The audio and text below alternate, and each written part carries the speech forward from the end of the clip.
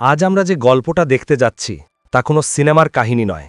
এটা এক বাস্তব শিক্ষা, যেখানে এক মায়ের ভালোবাসা, এক বন্ধুর বিশ্বাস আর এক দানবের পাপ একসাথে মিশে গেছে। তো চলুন শেষ পর্যন্ত কি হয় দেখে আসি। ভিডিওর শুরুতেই দেখা যায় একজন মা চেয়েছিল তার ছেলেকে শেখাতে কিভাবে নিজে নিজে রাস্তা পার হতে হয়। সেদিন এক ট্রাক চালক দয়ালু মনে গাড়িটা থামিয়ে ইশারা করল যেন ছেলেটা পার হয়ে যায়। কিন্তু ঠিক সেই মুহূর্তে এই দয়াই হয়ে গেল এক ভয়াবহ ভুল, কারণ ট্রাকটি দাঁড়িয়ে থাকায় তার গায়ে ঢাকা পড়ে গেল পাশের রাস্তার দিকটা।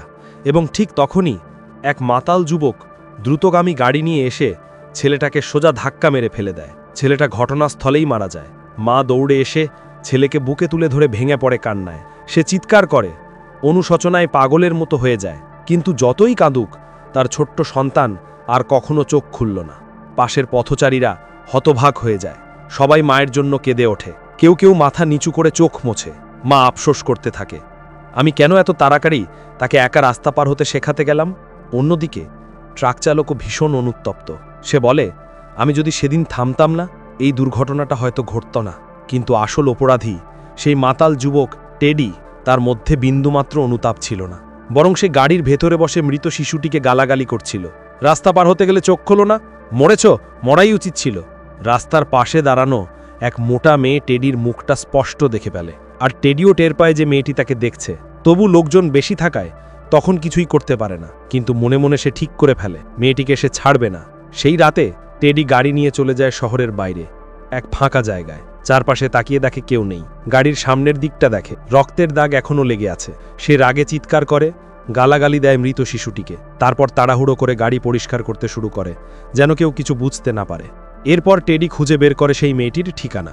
সে মেয়েটির বাড়িতে যায়, মুখে মিষ্টি কথা নিয়ে বলতে থাকে, আমি ইচ্ছে করে করিনি, এটা একটা ভুল ছিল, দয়া করে আমাকে ফাঁসিও না।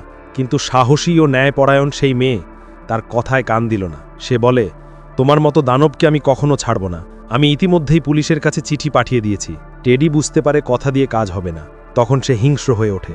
দৌড়ে গিয়ে মেয়েটির দরজায় ধাক্কা মেরে ভেঙে ফেলে। তারপর ঘরে ঢুকে পড়ে। শুনতে পাওয়া যায় মেয়েটির আতঙ্কিত চিৎকার। কিছুক্ষণের মধ্যেই সব নিস্তব্ধ।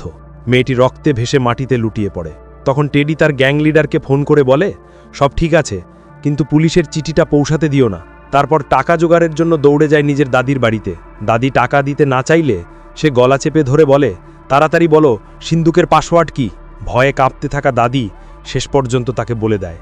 সে সব টাকা ও গয়না নিয়ে যায়, আর যাওয়ার আগে হুমকি দেয়, যদি পুলিশে খবর দাও তাহলে তোমরাই পরের বার মরবে।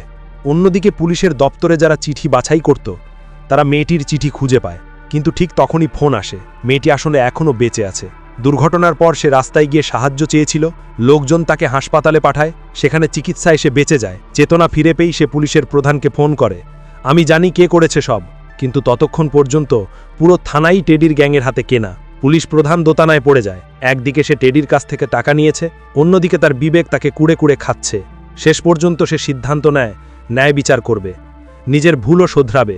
তাই সে গোপনে খবর পাঠায় এক সাবেক অফিসারকে, যে এখন সমাজের ভয়ঙ্কর অপরাধীদের শত্রু। নাম তার গোল্ডেন হেয়ার। গোল্ডেন হেয়ার একাই বেরিয়ে পড়ে কালো দুনিয়ার এই শয়তান দলকে শেষ করে দিতে। গোল্ডেন হেয়ার কালোবাজারি গ্যাংয়ের ঘাঁটিতে পৌঁছানোর পর তাদের নেতা মাথা ন্যাড়া, সবাই যাকে বোল্ড হেড বলে, সে চায় না কেউ ভাবুক তারা মিলে একজনের ওপর ঝাঁপিয়ে পড়ছে। তাই সে প্রস্তাব দিল, চল আমরা একে অপরের সঙ্গে একা লড়াই করি, দেখি কে আসল শক্তিশালী। বোল্ড হেড জানত গোল্ডেন হেয়ার পুলিশের পক্ষ থেকে এসেছে। তবুও সে বলল, আজ যদি তুমি জিতো তাহলে এখানকার রাজা তুমি, কিন্তু যদি হেরে যাও তাহলে তুমি আমাদের সঙ্গে যোগ দেবে, আমার নির্দেশেই চলবে। তাদের লড়াই শুরু হলো। কিন্তু এই লড়াই কোনো সাধারণ মারপিট নয়, বরং হাতের পেশি আর মানসিক শক্তির এক ভয়ঙ্কর পরীক্ষা, একটি হাত ভাঙা প্রতিযোগিতা বা আর্ম রেসলিং। বোল্ড হেড ভেবেছিল গোল্ডেন হেয়ার শুধু কথার মানুষ, একজন দেমাগী পুলিশ যে নিজের শক্তি নিয়ে অতিরিক্ত আত্মবিশ্বাসী। কিন্তু কিছুক্ষণের মধ্যেই তার ধারণা সম্পূর্ণ বদলে গেল। গোল্ডেন হেয়ার স্থির পাহাড়ের মতো। বোল্ড হেড যতই জোর করে সে 1 ইঞ্চিও নড়ছে না। প্রতিবার বোল্ড হেড ভেবেছে এবার জিতব। ঠিক তখনই গোল্ডেন হেয়ার হঠাৎ উল্টো চাপ দিয়ে তাকে টেবিলে মেরে ফেলছে।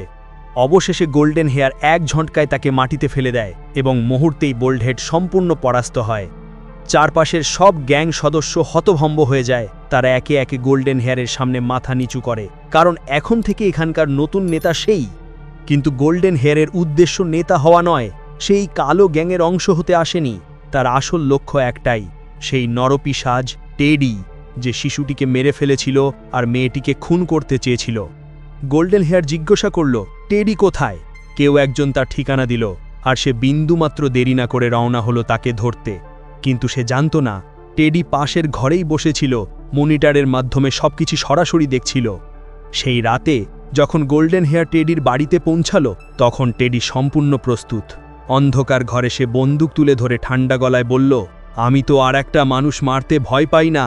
কিন্তু গোল্ডেন হেয়ারও ভয় পায়নি একটুও। সে বিদ্যুতের মতো ঝাঁপিয়ে পড়ে, এক নিমেষে টেডির অস্ত্র কেড়ে নিয়ে তাকে ধরে ফেলে। অল্প সময়ের মধ্যেই টেডি সম্পূর্ণ তার নিয়ন্ত্রণে। গোল্ডেন হেয়ার তাকে নিজের গাড়িতে তুলে নেয় এবং নিয়ে যায় এক উঁচু পাহাড়ের ধারে একটি গভীর খাদের সামনে। সেখানে পৌঁছে টেডির সাহস একেবারে হারিয়ে যায়। সে কাঁপতে কাঁপতে অনুনয় করে, আমাকে ছেড়ে দাও, আমি আর কখনো কোনো খারাপ কাজ করব না, আমি ভালো মানুষ হয়ে যাব। গোল্ডেন হেয়ার ঠান্ডা গলায় বলে, যদি সত্যিই বাঁচতে চাও তাহলে ওই সামনে বড় পাথরের উপর দাঁড়াও, মাত্র 5 সেকেন্ডের জন্য। টেডি বাধ্য হয়ে পাথরের উপর উঠে দাঁড়ায়। প্রথমে সে ভাবে হয়তো এই কোনো ভয় দেখানোর কৌশল। সে দেখে কিছুই হচ্ছে না, তাই একটু স্বস্তির নিঃশ্বাস ফেলে। কিন্তু পরের মুহূর্তেই একটা ভয়াবহ ঝ্যাঁ ঝ্যাঁ শব্দে চারপাশ কেঁপে ওঠে। পাথরের নিচে ছিল লুকানো বিদ্যুৎ ফাঁদ। টেডি চিৎকার করে ওঠে, আর সেখানেই ভয়ানক যন্ত্রণায় মরে যায়। গোল্ডেন হেয়ার নিজের মতো করে বিচার সম্পন্ন করল।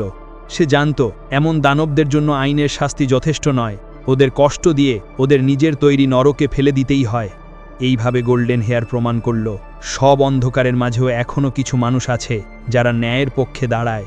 ভয় পায় না হুমকি, ভয় পায় না মৃত্যু, কারণ সত্যিকারের নায়করা সবসময় অন্যায়ের বিরুদ্ধে দাঁড়িয়ে থাকে। আজকের ভিডিও এখানেই শেষ পর্যন্ত ন্যায়ের জয়ই হলো, কারণ যারা অন্যায় করে তারা যত শক্তিশালী হোক না কেন, সত্যের সামনে একদিন না একদিন হারতেই হয়। ভিডিওটি ভালো লাগলে একটা লাইক দিয়ে চ্যানেলটি সাবস্ক্রাইব করে পাশে থাকুন। ধন্যবাদ সবাইকে।